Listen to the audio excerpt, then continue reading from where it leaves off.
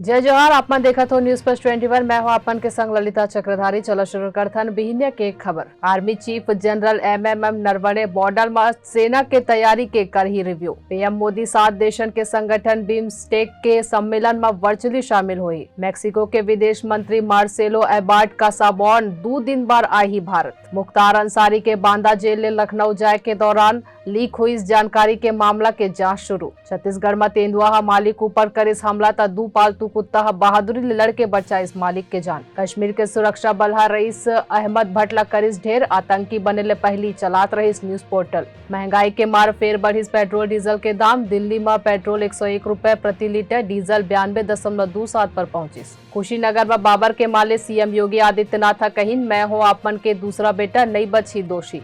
उत्तराखंड के नवा सरकार सीएम धामी करिस मंत्रालय के बंटवारा, अपन पास रखिस 24 विभाग। बिहार में आरक्षण के मुद्दा में टल सकत है नगर पालिका चुनाव, राज्य निर्वाचन आयोग दिस संकेत। ऐसा नहीं जानकारी ले लगातार अपडेट रहे बर देखत रहो न्यूज प्लस 21, आप मन के हक की बात।